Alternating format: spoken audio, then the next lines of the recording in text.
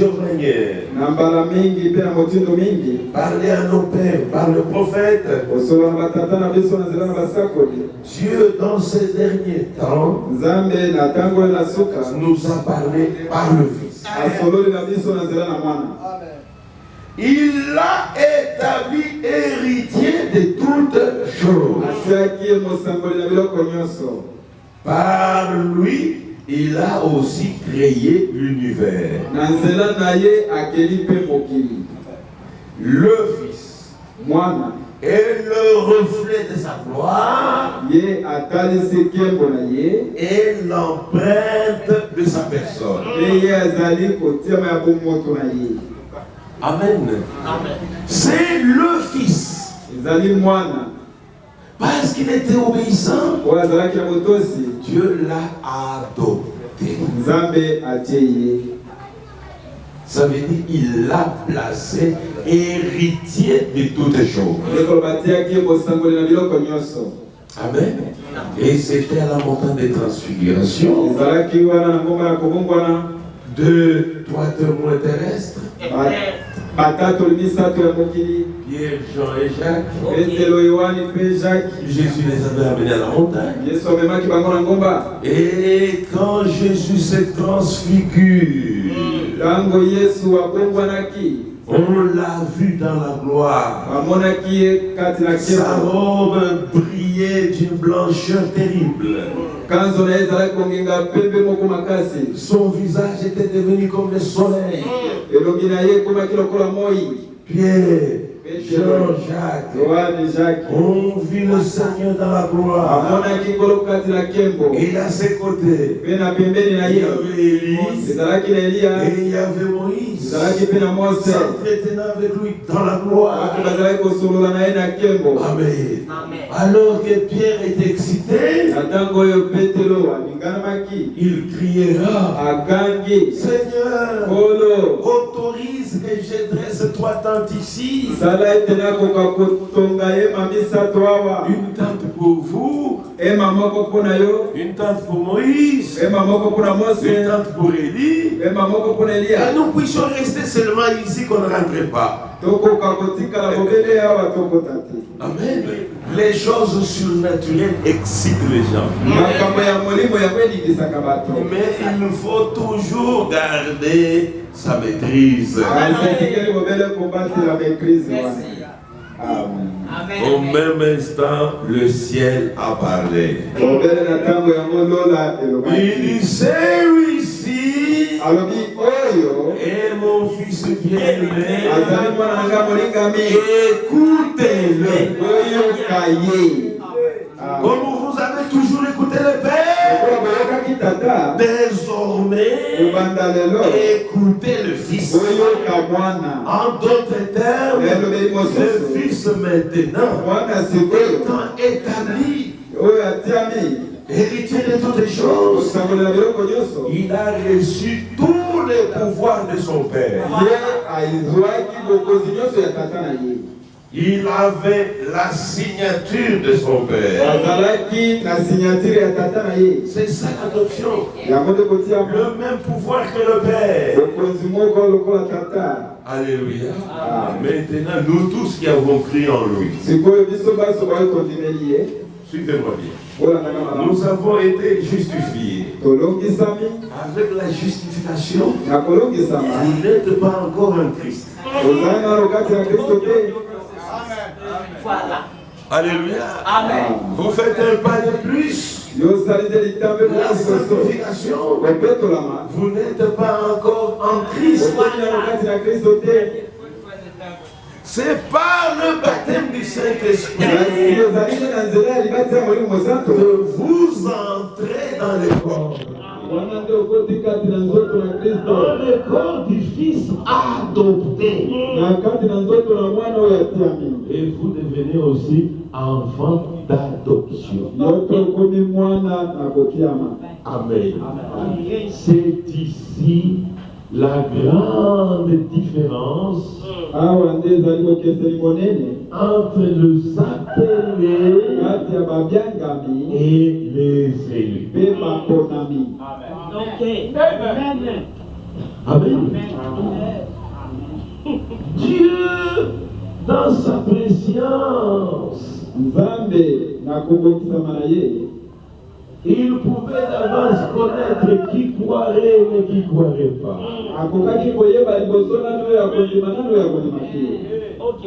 C'est vrai, Lucifer est tombé.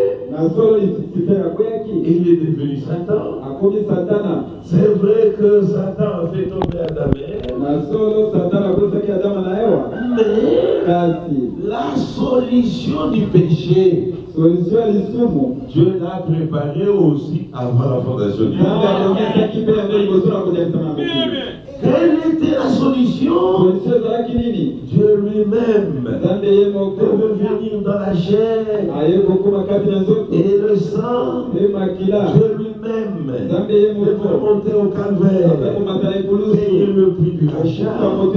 L'œuvre du calvaire étant accomplie, qui accepterait cela et qui n'accepterait pas? Dieu a préconnu tous ces deux groupes, les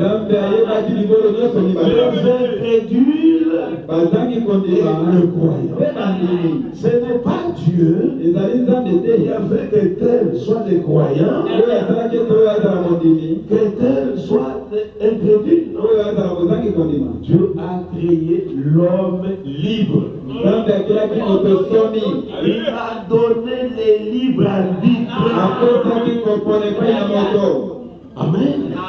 Ah nous, il nous demande d'aller prêcher à toute la création. Chacun librement. Il croit, il s'est fait baptiser, il est sauvé. Et l'autre aussi librement.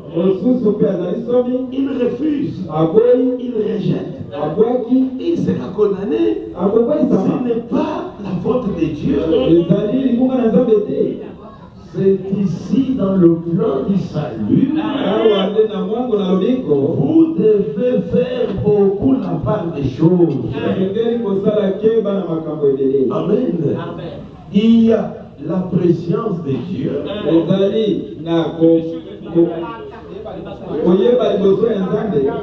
À ne pas confondre avec la volonté de Dieu. La volonté de Dieu, disait dans Timothée, il veut que tout homme soit sauvé. Bien qu'il veuille vouloir que tout homme soit sauvé, mais tous ne sont pas sauvés. Voilà. Sa volonté n'est pas la préscience. Amen. Et quand nous avons affaire à la volonté de Dieu,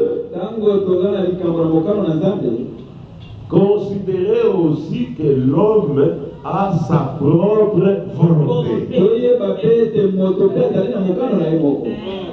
Amen. L'homme n'est pas une automate. n'est pas une machine. C'est un homme. Dieu l'a créé avec cette libre volonté. Il dit oui, de dire non. Amen. Et Dieu n'influence personne pour dire oui ou pour dire non. Là, c'est du pouvoir de l'homme lui-même.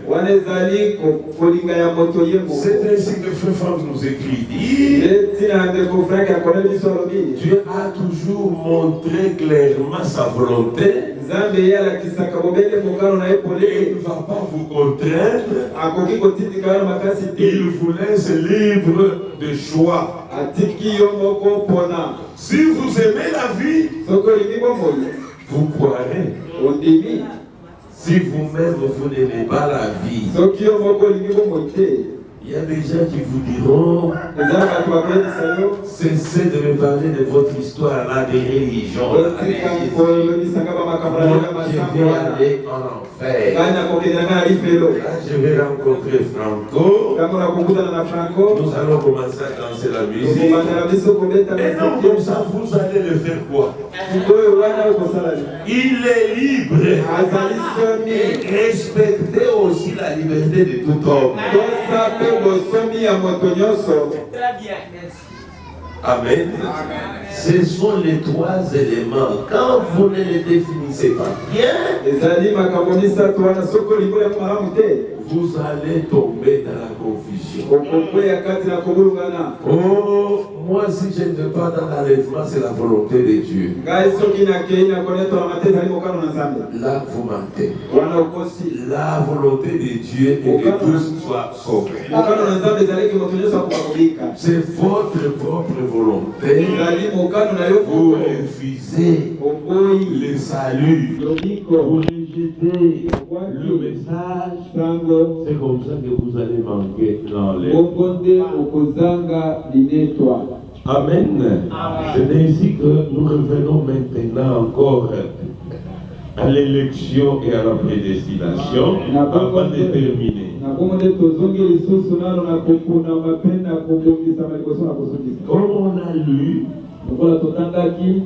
quand nous parlons de l'élection, nous regardons en arrière. C'est une définition très simple de ce. Nous regardons à la préscience de Dieu.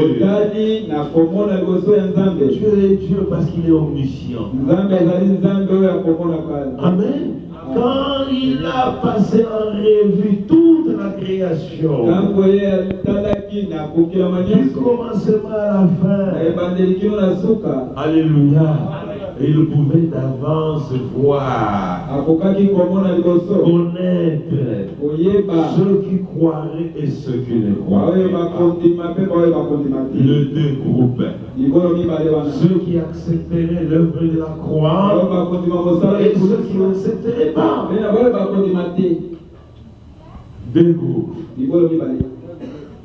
Les incrédules sont là.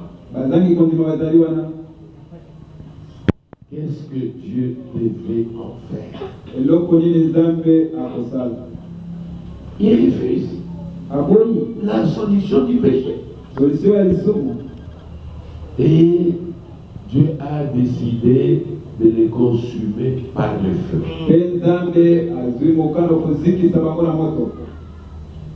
Ce n'est pas que Dieu soit méchant. Il rejette la vie. Mais que voulez-vous que Dieu fasse? Et Dieu a créé un étang de feu. Et ils iront dans l'étang de feu. Ils seront consumés.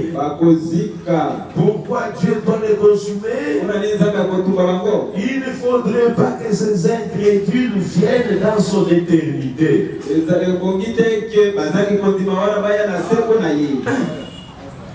Imaginez une éternité où il y aura encore des prostituées, des voleurs, des bagarreurs, des meurtriers.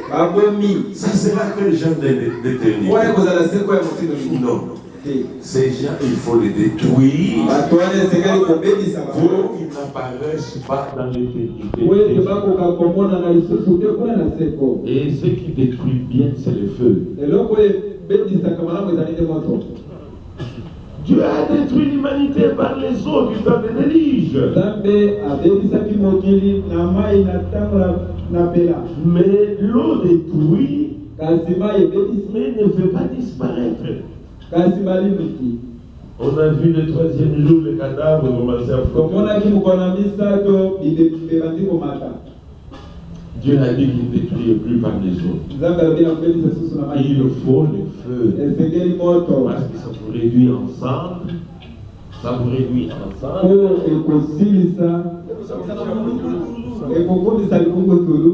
Amen. Et quand le vent va passer, ça emporte tout. Vous n'apparaîtrez plus. Amen. Mais quand il regarde comme son sauveur personnel, même s'il ne vient pas chez nous, et que le lendemain il meurt, croyant que Jésus est son sauveur, il est sauvé. Ne niez pas le salut à l'église. Ne niez pas le salut à un message. Le salut est dans le sauveur. La rédemption est dans le rédempteur. Amen. Oui, mes frères. Les brigands à la croix. Des brigands, à gauche et à droite. Les sauveurs au milieu. Un des deux commence. Si tu étais le Christ, descends de la croix. Sauve-toi. Sauve-nous. Il commence à dire des bêtises. L'autre, son ami lui dit, cette mort, nous la méritons. Parce que nous sommes des brigands. Lui est juste. Tu n'as pas le droit de dire ça. Il fait fermer la bouche à son ami. Et il se tourne vers Jésus. Dit, Seigneur, souviens-toi de moi quand tu seras dans le paradis. Jésus les regarde et dit, ce soir même, tu seras avec moi dans le paradis. Ces brigands allaient prier dans quelle église? Qui l'a baptisé? Amen, amen. C'est Jésus-Christ seul qui sauve. Amen, amen. Amen. Comprenons bien le message du temps de la fin. Chaque chose a sa juste place. Amen. Amen, amen. Et il a décidé de donner la vie éternelle à tous les croyants. C'est pourquoi la Bible dit, Dieu a tant aimé le monde. Il a aimé le monde.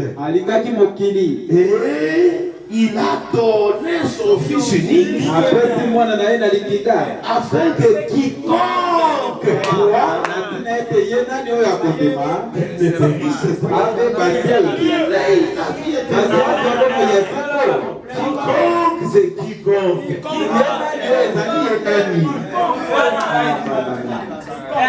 Ne limitez pas le salut au message. Le salut, c'est pour quiconque. Amen. Amen. Parfois, il y avait des discussions. Dans les dénominations, tous sont perdus. Quand nous étions des enfants, nous aussi nous prêchions comme ça.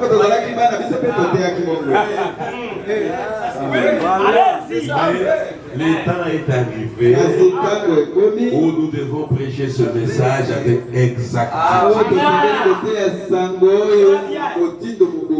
Amen. Le témoignage de Frère Branham, nous lisons ça. Il y en a beaucoup, mais on lit juste les citations. Dans la révélation, la brochure numéro 1, dans les 7 âges de l'Église. Écoutez, Frère Branham. Au milieu du paragraphe 18. Oui, mes frères. Les brigands à la croix. Des brigands, un à gauche et à droite. Les sauveurs au milieu. Un des deux commence. Si tu étais le Christ, descends de la croix, sauve-toi et sauve-nous. Il commençait à dire des bêtises. L'autre, son ami, lui dit, cette mort, nous la méritons. Parce que nous sommes des méritants. Lui est juste. Tu n'as pas le droit de dire ça. Il fait fermer la bouche à son ami. Et il se tourne vers Jésus. Dit, Seigneur, souviens-toi de moi quand tu seras dans le paradis. Jésus les regarde. Et dit, ce soir même, tu seras avec moi dans le paradis. Ces brigands allaient prier dans quelle église? Qui l'a baptisé? Amen. C'est Jésus-Christ seul qui sauve.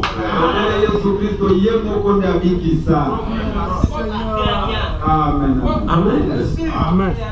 Comprenons bien le message du temps. Chaque chose a sa juste place. Amen. Amen.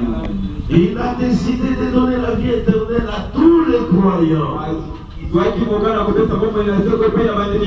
C'est pourquoi la Bible dit Dieu a tant aimé le monde. Il a aimé le monde. Et il a donné son Fils unique afin que quiconque croit qu'il ne périsse pas, il ait la vie éternelle. Quiconque, c'est quiconque.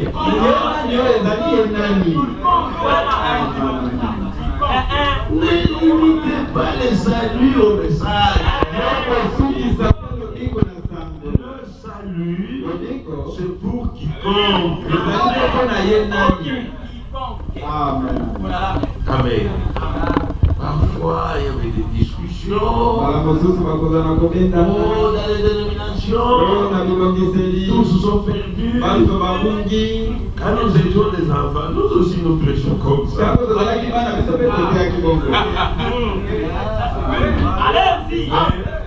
temps est arrivé où nous devons prêcher ce message avec exactitude. Amen. Amen. Le témoignage de ce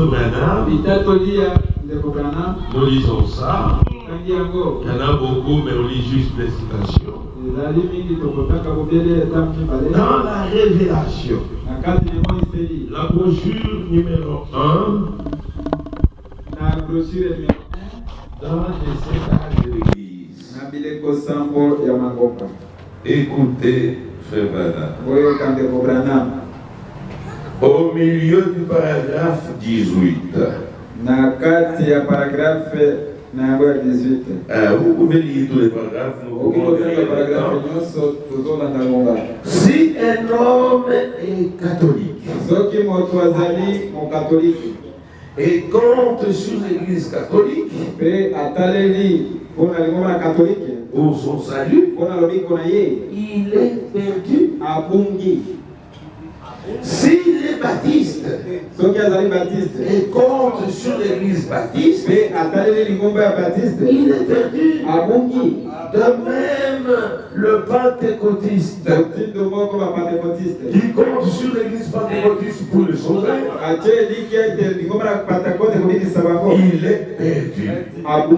Quelle que soit l'église, même ici, si vous comptez sur le tabernacle,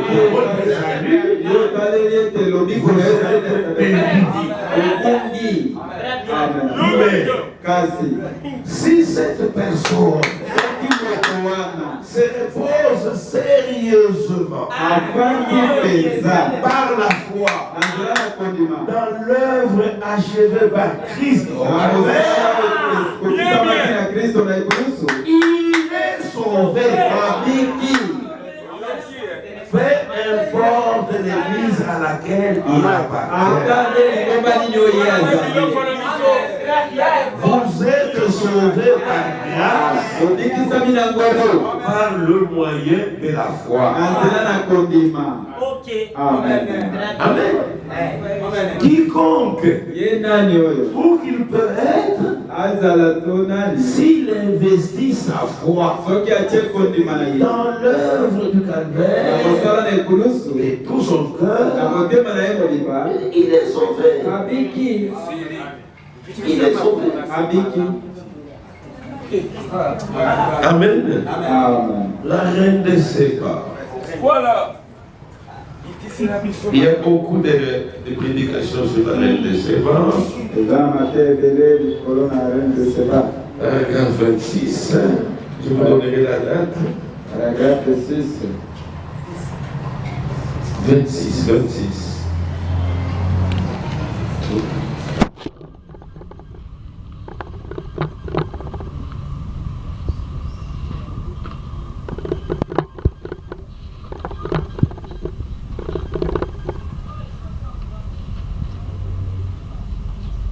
Branham n'a jamais changé son enseignement.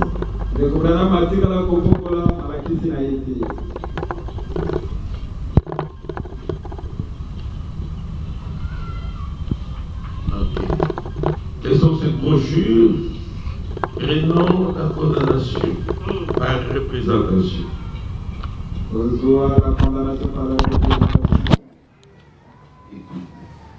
Aidez-moi à trouver ça. Vite.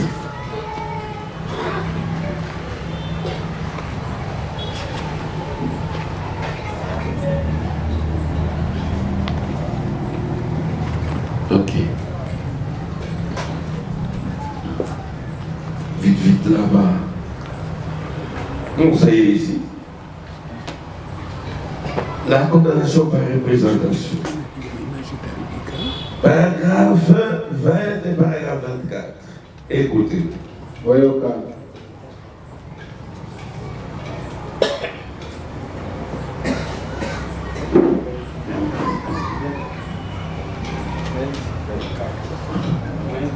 Non, là aussi nous sommes tombés sur une autre.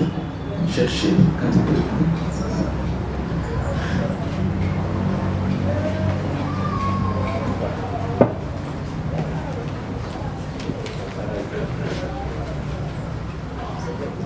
Et maintenant nous donnons même des dates. Hein? Bon, ici, prenez la prédication, condamnation par représentation du 13 novembre 60. Hein? Et là, nous sommes au paragraphe 12.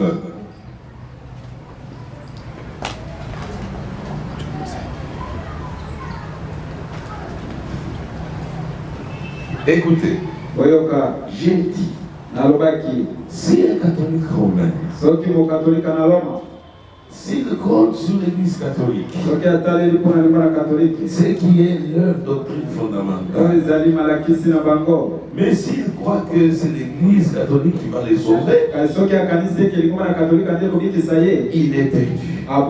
Mais s'il a la foi en Jésus-Christ, le Fils de Dieu, s'il compte sur lui pour son salut, il est sauvé. Si un méthodiste, ou un pentecôtiste, ou un baptiste, s'il compte sur leur église, ou sur leur organisation pour le salut, ils sont perdus. Mais s'ils comptent sur Jésus-Christ, qui l'ont accepté, en effet, c'est votre foi personnelle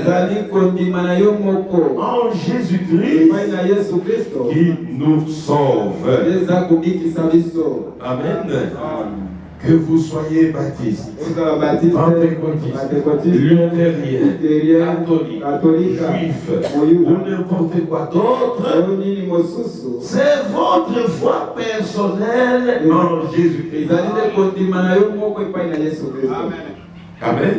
Il y a beaucoup de citations, prenez ça, c'est déjà plus que ça. Amen. Et même Franck confirme la chose. Amen. Dans le retour de Christ, il écrit, nous sommes à la page 34.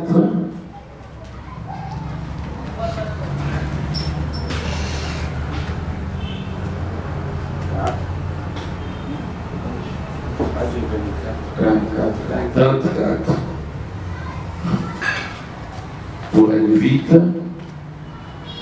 Le livre de vie. Commençons à la fin de la page 33 pour bien comprendre. Les livres de la vie sera aussi ouvert. Car lors de la deuxième résurrection,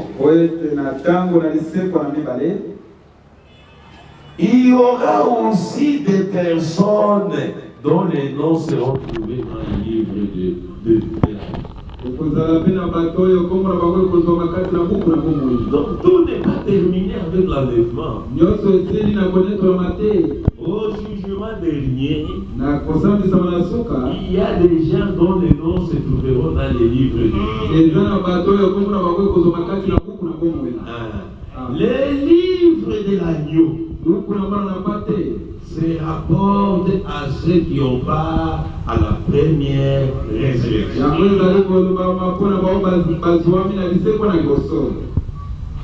Le livre de vie se rapporte à ceux lors de la deuxième résurrection. Entre dans la vie éternelle. Amen. Il y a des croyants dont les noms se trouvent dans les livres de vie. Et il y a des croyants dont les noms se trouvent dans les livres de vie de l'agneau.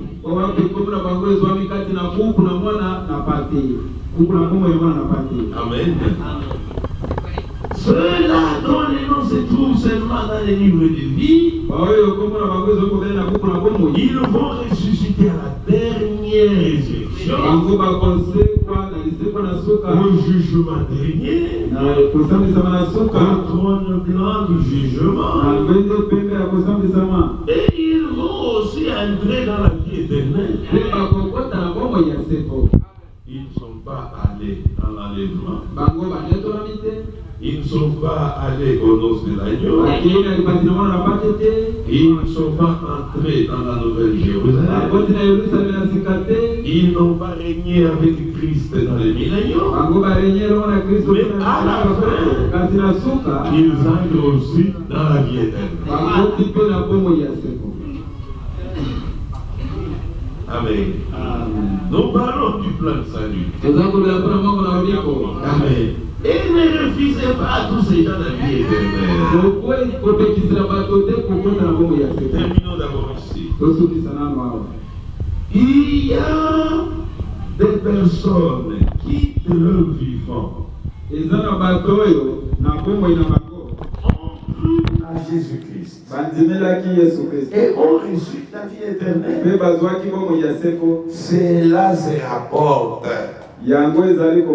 à tous ceux qui sont devenus croyants en Jésus-Christ. Quelle que soit la communauté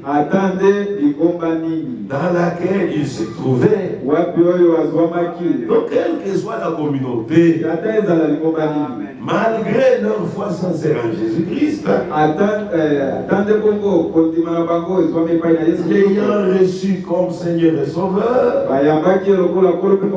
ils ont suivi leur propre chemin et s'en sont tenus aux prescriptions des différentes credos et religions sans se soucier de la parole de Dieu. Bien qu'ils n'auront aucune part au repas de noces, ni au règne de Milan, ils entreront dans la vie éternelle. Car il est écrit, car Dieu a tant aimé le monde qu'il a donné son Fils unique, afin que quiconque croit en lui ne périsse point, mais qu'il ait la vie éternelle. Ça c'est Franck. Et nous comprenons que dans le plan du salut de Dieu,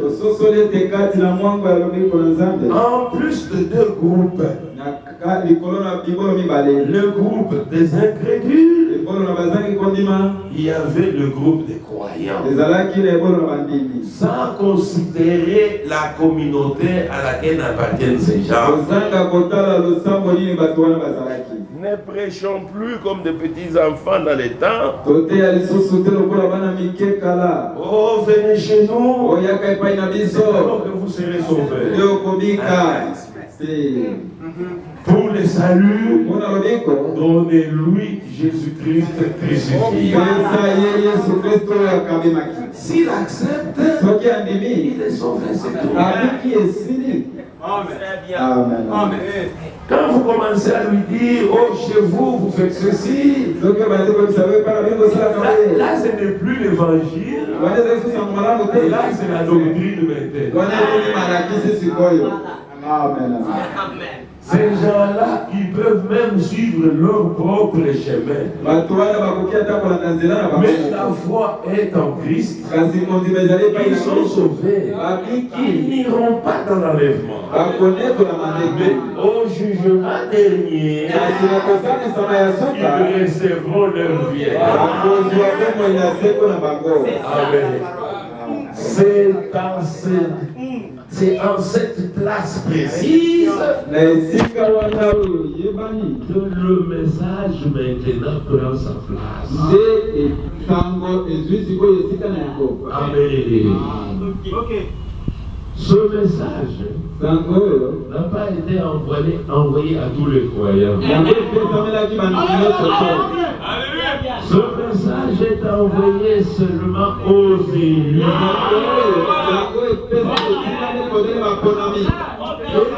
Les élus ne s'arrêtent pas seulement au salut.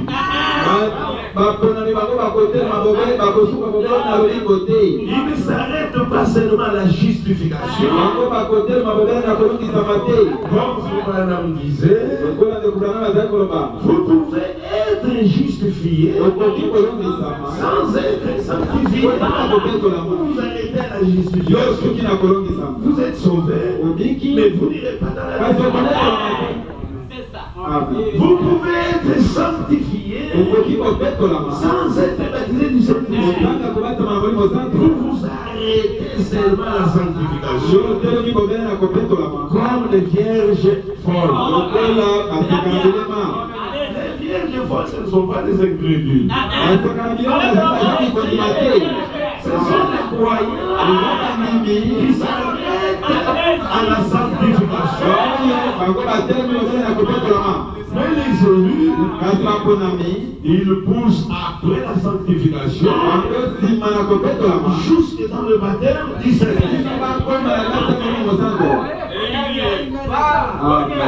Alléluia. Et là, il constitue maintenant l'épouse de Jésus-Christ. Maintenant, réfléchissons ensemble. Le tout du Seigneur Jésus-Christ. Lui est roi. Et nous, l'épouse, nous allons constituer la reine, l'épouse du roi. Avez-vous déjà vu ici sur la terre un royaume qui est constitué seulement du roi et de la reine? En quoi cela est un royaume? Il faut des sujets dans les royaumes. Maintenant, tous ces sujets qui seront dans les royaumes, vous qui refusez la vie éternelle aux autres, sujets viendront d'où? Nous serons la reine dans le palais du roi. Les autres,